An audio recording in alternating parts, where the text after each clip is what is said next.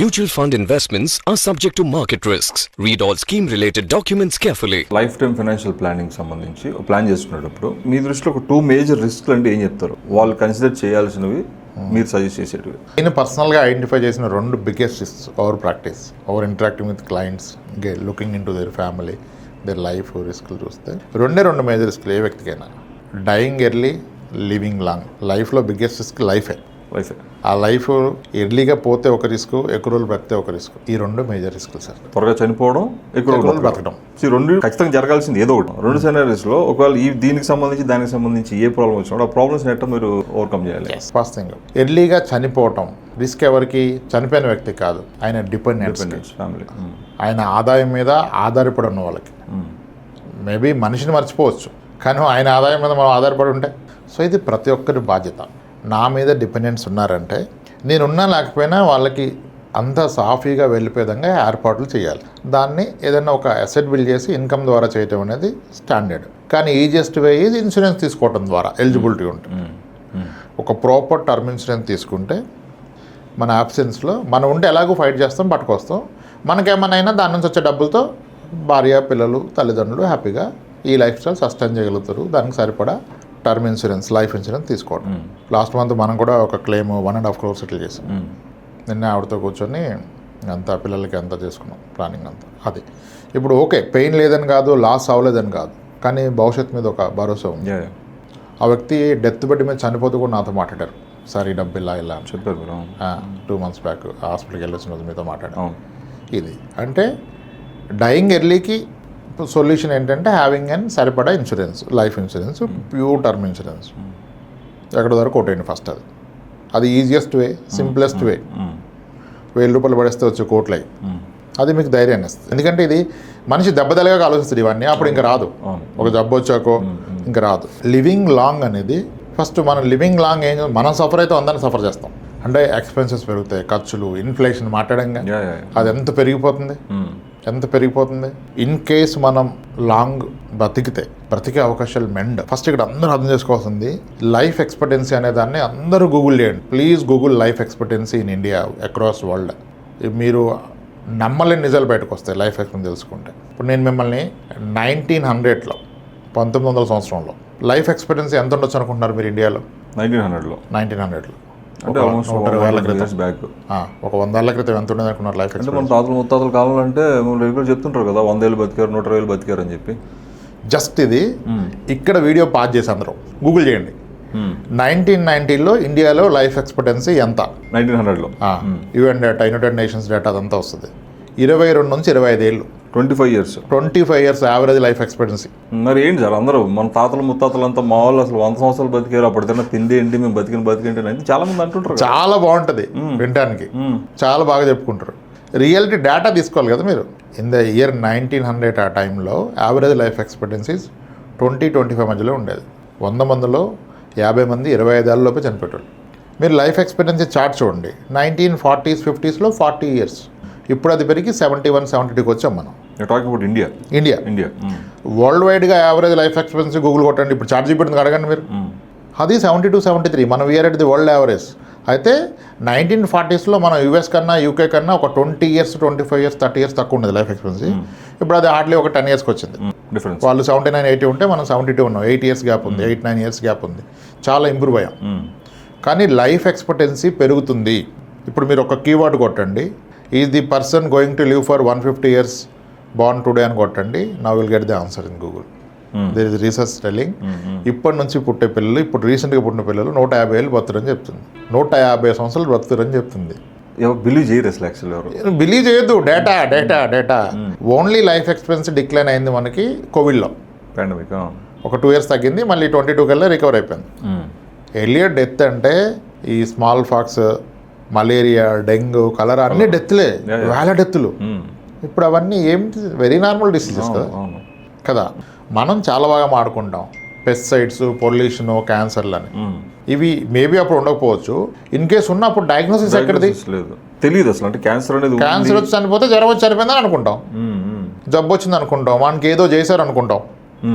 కొన్ని బిలీఫ్స్ ఉంటాయి కదా, బ్లాక్ మ్యాజిక్ చేశారు అందుకే అంటాం. No, that's not reality. ఇప్పుడు ఇంకోటి ఏంటి, మా తాత బతికాడు సూదిలో దారం ఎక్కించాడు 80 ఏళ్ళకి అంటారు. నిజమే. మీ తాత వాళ్ళ అమ్మకి పుట్టింది ఎంతమంది పిల్లలు? 14 మంది. బర్త్ మోర్టాలిటీ చాలా ఎక్కువ అప్పుడు, న్యూ బర్న్ మోర్టాలిటీ. ఇప్పుడేమో మనం ఫస్ట్ మంత్ నుంచే మల్టిపుల్ టెస్ట్లు, హార్ట్ బీటు, అది ఇది ట్రిపుల్ టెస్ట్, ఆ టెస్ట్, ఈ టెస్ట్ అని వచ్చింది కదా. అది లైఫ్ ఎక్స్పెక్టెన్సీ అంటే ఇదంతా కలిపి మనం 80 ఏళ్ళు బ్రతికిన ఒక్క తాతను కాదు చూడాల్సింది. వాళ్ళ టైంలో లైఫ్ ఎక్స్పెక్టెన్సీ అంటే ఆయన తోబుట్టులు ఎంతమంది పుట్టారు, మన తాత వాళ్ళ అమ్మకి. ఆ 14 మందిలో అసలు ఎంతమంది 5 ఏళ్ళు దాటారు, 7 దాటారా, 6 దాటారా, దాంట్లో 20 ఏళ్ళు ఎంత దాటారు. ఈయన ఒక్కైనా దాటిండు, ఇంకొకైనా 60 ఏళ్ళు, ఇంకొకైనా 58.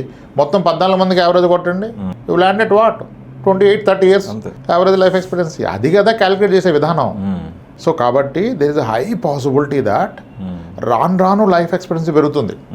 ఇప్పుడు 79-80 అన్నామంటే 72 అన్నామంటే దానికి +10 వేసుకోవాలి కదా. సో ఇన్ దట్ ప్రాసెస్ మనకు ఒక 20 ఇయర్స్ తర్వాత life expectancy will touch 80 average అంటే బెస్ట్ ఈజ్ 90-92. ఇప్పుడు దానికి ప్రిపరేషన్ లేకపోతే how do you manage, how do you tackle? ఒక పక్క ఫ్యామిలీ బాండింగ్ తగ్గిపోతుంది, పిల్లలు పేరెంట్స్ ఉండడం తగ్గిపోయింది, వాళ్ళ ఫ్యామిలీస్ని వాళ్ళు పోల్చుకోవడం కష్టమైనప్పుడు మనం వాళ్ళకి బడిన అవ్వకూడదుగా, ప్రామున్నా బడిన అవ్వకూడదు కదా. అంటే you should have your proper retirement plan. చూడండి ఇప్పుడు ఎంత డేంజరో, అందరం భయపడేది. ఒక పక్క ఇన్ఫ్లేషన్ మాడతాం, ఇంత పెరుగుతుందని, ఒక పక్క లైఫ్ ఎక్స్పెక్టెన్సీ పెరుగుతుంది. మరి ఏంటి ప్లానింగ్ లేకుండా ఎలా అవుతుంది? నీకు ఆలోచన ఉండొద్దా? 90 ఏళ్ళు బ్రతుకుతారు సార్, 150 ఇయర్స్ బ్రతకడం అనేది ఒకసారి గూగుల్ చేయండి. How is it possible 150 years life span? కూడా దొరికిపోద్ది మొత్తం. మీరు చెప్పిన సెకండ్ రిస్క్ ఇది లాంగ్, ఇది బిగ్గర్ రిస్క్. అందుకని ఇక్కడ మీకు రిటైర్మెంట్ ప్లానింగ్ అవసరం. దాన్నే ఫ్యాక్టరింగ్ ఇన్ఫ్లేషన్. ఎంత లెంత్ అయిపోయింది సార్, మనం ఎంత ఈజీ అనుకున్నాం ప్లాన్ అంటే ఎక్కడికి వెళ్ళిపోయింది. దీనికి ఎవరిదైనా హెల్ప్ అవసరమా? మనం కూర్చుంటే తేలిపోదే విషయం. అది ఇప్పుడు 60 ఏళ్ళకి నాకు జాబ్ పోద్ది, ఇంక నేను చేయలేను, 65 ఏళ్ళకి చేయలేను. మేబీ రిటైర్మెంట్ ఏజ్ పెంచుతారు sir. We'll also work till like western countries లాగా మనం కూడా 65, 68, 70 దాకా పనిచేస్తాం. వాళ్ళు 65కి 70కి రిటైర్మెంట్. అలా రిటైర్మెంట్ ఫండ్స్ కూడా 67, 68లో ట్రిగర్ అవుతాయి. సూపర్ యాన్యుయేషన్స్, పెన్షన్స్, 401Kలు అప్పుడు స్టార్ట్ అవుతాయి. వాళ్ళు 70 రిటైర్మెంట్ అనుకుంటారు చాలా కంట్రీస్లో. మంది కూడా అలా పెరుగుతుంది, ఎందుకంటే లైఫ్ ఎక్స్పెక్టెన్సీ పెరుగుతుంది కదా. ఇంకా నాకు కూడా డౌట్ ఉంది. మీరు లైఫ్ ఎక్స్పెక్టెన్సీ పెరుగుతుంది, అప్పుడున్న మోర్టాలిటీ రేటు చాలా ఇదని చెప్పారు. అంటే ఇప్పుడు నాకేంటంటే ఇప్పుడు మనకు మెడికల్ అడ్వాన్స్మెంట్స్ పెరిగిపోయి ఇన్ని చేస్తున్నప్పుడు, అప్పట్లో మన రూట్స్లో మన ఇండియన్ ఆయుర్వేదిక్ ఇది ఏదైతే ఉందో, సో దానివల్ల లైఫ్ ఎక్స్పెక్టెన్సీ లేకపోతే హెల్త్ ప్రాబ్లమ్స్ అన్నీ క్యూర్ అయ్యేటివి, స్ట్రాంగ్గా ఉండేవాళ్ళు పీపుల్. అంటే ఈ సెన్సెస్ అంతా కూడా దాంట్లో నిజంగా క్యాలిక్యులేట్ చేయగలిగారా లేదనేది నా పర్సనల్ డౌట్. నాకు చాలా complicated sir, we should not get in to that. Ayurveda గొప్పది కాదన్నాం, కానీ లైఫ్ ఎక్స్పెక్టెన్సీ అనేది ఫ్యాక్ట్. దానివల్ల ఉన్నవాళ్ళు హెల్తీగా ఉన్నారేమో, క్యూర్ అయి ఉండొచ్చు, కానీ లైఫ్ ఎక్స్పెక్టెన్సీ లేదు కదా ఆ రోజు. ఇప్పుడు ఈవెంట్ డేటా తీసుకోండి, మీరు ప్రాపర్ డేటా ఉంది కదా, ఆ డేటా నుంచే మీరు డిరైవ్ చేయండి. ఇప్పుడు నా మాట్లాడుకోవడం ఆనందం కోసం మాట్లాడుకోవడం చాలా విషయాలు ఉంటాయి సార్, అర్థమైంది కదా. ఇప్పుడు దీనికి ఇంకొక లాజిక్ ఇస్తాను నేను. కంట్రీ వైడ్గా ఓల్డ్ పెన్షన్ సిస్టమ్ తీసేసి న్యూ పెన్షన్ సిస్టమ్ తీసుకొచ్చి సిపిఎస్ అది అన్నాం. దాని అవసరం ఎన్నాళ్ళు రాంది, ఇప్పుడు ఎందుకు వచ్చింది? రాను గవర్నమెంట్ డిఫికల్ట్ అయిపోయింది. పెద్ద వాళ్ళు విశ్లేషణ చేశారు. ఓల్డ్ పెన్షన్ ఉంటే గవర్నమెంట్ కాంట్ సర్వైవ్. ఎందుకంటే ఓల్డ్ పెన్షన్లో గవర్నమెంట్కి అడ్వాంటేజ్ ఏంటంటే లైఫ్ ఎక్స్పెక్టెన్సీ వాజ్ లెస్. ఇప్పుడు ఎంతవరకు పెన్షన్ ఎంతవరకు ఇస్తారు? హస్బెండ్ పోతే ఫ్యామిలీ పెన్షన్ వైఫ్కి ఇస్తారు, కానీ అప్పుడు బ్రతికేదే 65 ఏళ్ళు, 5 ఏళ్ళే కదా ఇచ్చేది, హ్యాపీగా ఇచ్చిపడేశారు. ఇప్పుడు లైఫ్ ఎక్స్పెక్టెన్సీ పెరగడం వల్ల పెన్షన్కి ప్రాబ్లం వచ్చింది. The problem is because of life expectancy. 60కి రిటైర్ అయితే 90 వరకు 30 సంవత్సరాలు. వైఫ్ చనిపోతే కూడా తక్కువ వయసు ఉన్న నుంచి పెళ్లి చేసేవాళ్ళు పెన్షన్ వస్తుంది. ఓకే, ఆయన పెన్షన్ అని చెప్పి పెళ్లి చేసుకునేవాళ్ళు. ఇంకా చాలా ఉంటుంది. The problem for old pension system is life expectancy. Pension పెరిగినా లైఫ్ స్పాన్ పెరగకపోతే ప్రాబ్లమే లేదు. 5 ఏళ్ళు అంత తీసుకుంటాడు, నెలకు 1,00,000 తీసుకుని 60 నెలలు అంటే అంత ఇచ్చేది, అడిగి ₹1,00,000 60 లక్షలు పడింది అయిపోయేదానికి. లైఫ్ ఎక్స్పెక్టెన్సీ గవర్నమెంట్ కూడా ప్రాబ్లం లైఫ్ ఎక్స్పెక్టెన్సీ అయిపోయింది చూసారా. That's going to bigger problem in అందరి లైఫ్లో. అది ప్రాబ్లం అవుతుంది లైఫ్ ఎక్స్పెక్టెన్సీ. డెత్లు అవుతున్నాయి, కానీ ఎన్ని డిసీజులు మనం మేనేజ్ చేస్తున్నాం. డయాలసిస్ మీద ఏళ్ళు కొనసాగిస్తున్నారు. ఉషామూళ్ళపూడి కేర్ హాస్పిటల్లో 25 ఏళ్ల క్రితం ఓపెన్ హార్ట్ సర్జరీ చేసుకున్న వాళ్ళు ఇంకా కనపడుతున్నారు మనకు. సర్జరీ లేకపోతే ఆ రోజు అంటే నార్మల్ లైఫ్ లీడ్ చేస్తున్నారు. అసలు ఎక్కడుంది? ఒకప్పుడు క్యాన్సర్ అంటే ఇంకా క్యాన్సర్ డయాగ్నోస్ అయితే వేరే పెళ్లి చేద్దాం, ఇంటికి బతకదు కదా అనుకునే వాళ్ళంట. పిల్లలు మరి చనిపోతే ఎవరు చూస్తారని.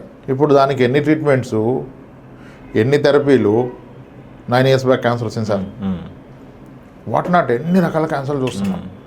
ఇదంతా మెడికల్ అడ్వాన్స్మెంట్. దీనివల్ల లైఫ్ ఎక్స్పెక్టెన్సీ హెల్దీ లైఫ్ అని చెప్పట్లా, మీరు ఎక్కువ రోజులు బ్రతారని చెప్తున్నాం, ఆరోగ్యంగా బ్రతారని చెప్పట్లా. కానీ ఎవడు చావు కోరుకుంటాడు, ఎవరిని చావనిస్తాడు? దీన్ని బేస్ చేసుకొని రిటైర్మెంట్ ప్లానింగ్ ఎంత కార్పస్ ఉంటే సరిపోద్ది. భయపడమని చెప్పట్లా, ప్లాన్ చేసుకోండి. ఒక ప్లాన్తో వెళ్తే దీన్ని కూడా మనం ఓవర్కమ్ చేస్తాం. అందుకే మనం చెప్పేది ఆ కోట్లు పదులు ఎందుకు మాడతాం, ఇది పెరిగిపోతుంది, దీని నిమిత్తం అంత అవసరం. జాగ్రత్త పడితే అచీవ్ అవ్వగలుగుతాం. ఫస్ట్ రిస్క్ని మిటిగేట్ చేయడం చాలా ఈజీ, సెకండ్ రిస్క్ని మిటిగేట్ చేయడం చాలా కష్టం. అంటే నాలెడ్జ్ ఉండి బుర్ర ఉంటే అర్థమైతే ఈజీ. అంటే మనం క్లెయిమ్ సెటిల్ చేసాం కానీ చెప్తున్నాం. ఇప్పుడు ఆ ఫ్యామిలీ చూస్తే మనిషి పడిన బాగుంది కానీ చేయగలిగాం, ఆయన చేసాడు, ఆయన కూడా ఆ సాటిస్ఫాక్షన్తో పోయారు. మనం మాట్లాడాం, డెత్ బెడ్ మీద ఉన్నప్పుడు మనం వెళ్ళి మాట్లాడాం, ఆయన చెప్పింది మనం ఫాలో అయ్యాం. అది సో అది మీకు అర్థమైంది కదా. అది ఈజీ, ఇది డిఫికల్ట్. బట్ ప్రతి వ్యక్తి రెండు ప్లాన్ చేసుకోవాలి. This is proper. అంతే సార్.